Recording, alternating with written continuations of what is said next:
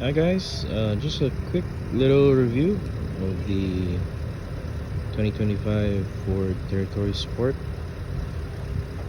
Had this vehicle for around a week, and yeah, we're here in Davao City, Global Township. Pretty nice little neighborhood, and yeah, I just like to talk a little bit about a few things that I like and dislike about this vehicle, and yeah, let's get into it. So, stepping out here, so you can see the Sport has all the black trim, and let's step inside the vehicle here because it's a little embarrassing. And yeah, this is what the location we're working with today. And just a disclaimer, I might talk in Tagalog or English at any point in this video, but I'll do my best to speak in English the whole time para hindi naman ma-alienate yung mga non-Filipino viewers natin, if any at all. So, stepping inside the vehicle, you have your usual Titanium X features.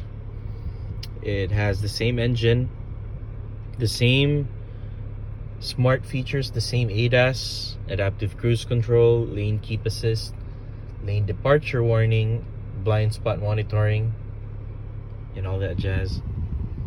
Some of the differences include the interior. I know it's not that clean. We just got it ceramic coated. Highly recommend Kisho Japan. That's the brand of the ceramic coating I used. And it's not really supposed to get washed or interior detailed for a month. And yeah, moving on. The seats are different from the Titanium X. We have this 3-tone design with a black middle, the orange stitching on the outside, and the white accents. Back seat. The headliner is also black, and we do still have the sunroof. Pretty standard stuff. It is considered the new top of the line, so that's what we're working with. Steering wheel is also leather wrap with orange stitching. And as a sorry about that. As you can see, I'm parked near a construction site. Pretty cozy out here, but yeah. I'm also watching my wife do a bit of a jog. So yeah. So some of the things that I like about the Territory Titanium X is the technology, of course. That's why we got this vehicle in the first place. Now, I came from a Mazda 3. Speaking of, I came from that vehicle, 3rd gen, 2016 hatchback. I still have it, but you know, we're enjoying this vehicle right now. So, coming from a hatchback, coming from a vehicle that's obviously way lower, closer to the ground, the visibility I get from the Territory Sport is very noticeable.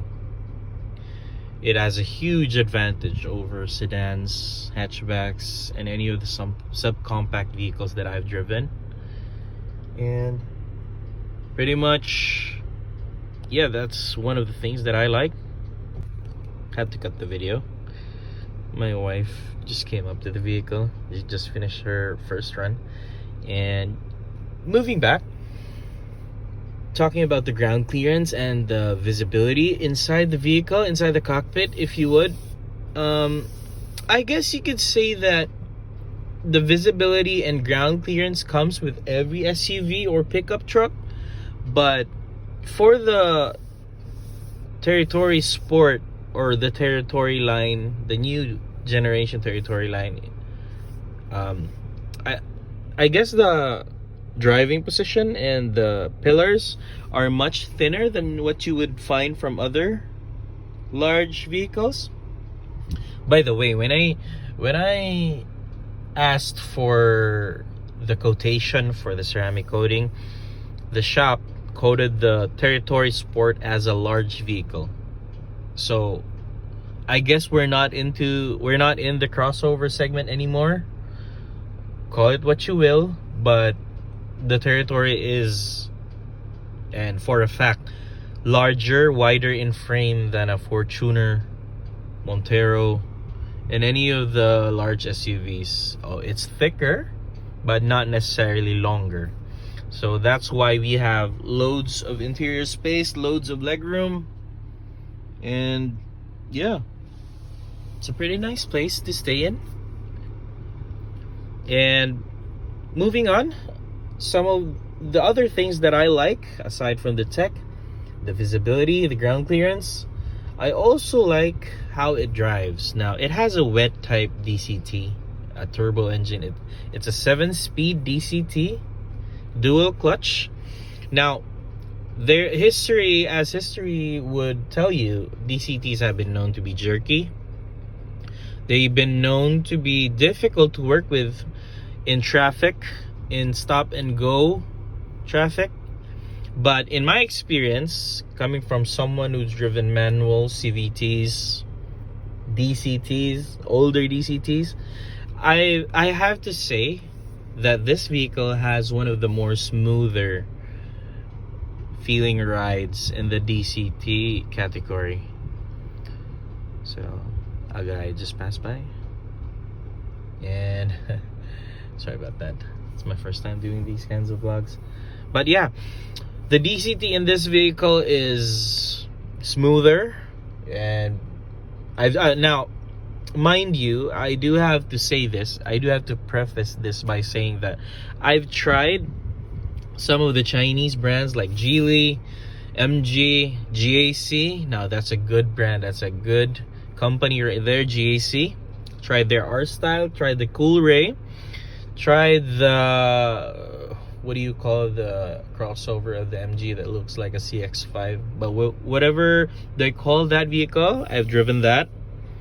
And ayun na nga. So the DCT in this vehicle is smoother compared to them. I've also driven pickups, larger SUVs, and it trades blows with the smoothest CVTs out there. Without the jerkiness of a typical DCT, without the difficulty of maneuvering in stop and go traffic. And yeah, so now let's move on to the things, a couple of things that I don't like about the Territory. I don't like the fact that you have to go into the infotainment to change some of the more complex driving modes, some of the more complex safety features, and some of the more specific air conditioning controls. So we have controls down here. Those are haptic, by the way. We have controls down here, but you can't control stuff like what kind of circulation you're getting, how low of a temperature you're getting, and yeah, stuff like that. And also the drive modes. If you didn't know, the Territory has 4 drive modes: Eco, Normal, Sport, and I believe Custom. No, Sport and Mountain. Yeah. So I don't like that about the Territory. I don't like that you have to finagle the infotainment just to get the exact setting you want. a driver, especially a lone driver, should be able to do everything using the steering wheel. I mean, that's typical of other brands like Mazda. But I guess in this segment, in this type of vehicle, the Territory, which is arguably a rebranded Chinese car in the Ford name, we can get into detail. We can go into a whole separate video about that, but I'm not gonna talk about it right now. So yeah, the driving feel and it takes away from the experience having to go into the infotainment. Now, moving on, the other thing that I don't like is sometimes during high speed, let's say 80 kilometers per hour and up, you do feel that kind of, alam mo yung matagtag, especially if the roads are not that smooth, not that well made. So these are rocking 19-inch wheels, and I guess you could say that the 19s are a bit too big in my opinion, but it does make the car look good, don't get me wrong. But if I had to choose, I would choose 18-inch wheels with larger tires and make them look good while you're at it. So there's that. Of course, this is coming from a personal preference. I've driven a lot of vehicles, and I do have to say that I've driven vehicles that are less matagtag than the Territory. So yeah, again, some of these things that I talk about aren't necessarily negative or cons, but more so personal preference. So first gen Territory right there. What's up, brother? And one other thing. So the first gen Territory is noticeably smaller in frame than the new Territory. Now, what does that mean? So the new Territory Sport in particular, or the Titanium X, if you will, these vehicles are quite difficult to park if you don't know how to use the smart features, like this 360 camera, the self park. That's a very touchy topic. I don't use it myself, but there is auto park in this vehicle. So it's harder to park if you don't know how to use all of the features available to you. If I had to choose, I'd choose a smaller vehicle, like the first gen, the body frame of the first gen. But the new Territory does look better, in my opinion. And one other thing that I also don't like about the Territory Sport is the, how do you say this? The fuel consumption is good when you go out of your way to manage it, and it's bad if you drive the vehicle hardily, if you know what I mean. Some vehicles, they have good fuel consumption and you don't even have to think about it. You just put it in eco and you're good to go. The Territory Sport, you have to take more of an effort to get the fuel efficiency that's advertised. So a good example is I get around 6 to 7 kilometers per liter. That's pretty bad, but you know, you with a Ford vehicle, you don't really buy it for the fuel consumption. You buy it because it's a Ford. Now, arguably, this is a Chinese rebranded car again. I'm not gonna talk about that right now, but in general, people buy a Ford because it's a Ford. And some of the, I don't know, I guess you could say the prestige of the name brand is what people go for. I mean, to me, it wasn't because it's a Ford. It's because I love the features. I love the look, and I also like that it's a new generation vehicle. You don't have to worry about the value depreciating right away. And yeah, so the fuel consumption is a little bit lower than what you'd expect from a vehicle in the quote-unquote crossover segment. But yeah, so I guess I'm gonna cut up this video and just end it by saying, let me know in the comments if you like this kind of video from me, if you like me talking about my journey with the Territory, if you want me to make a driving video, if you want to make me a comparison video with my older Mazda 3. I mean, if that's something you'd like, I can do that.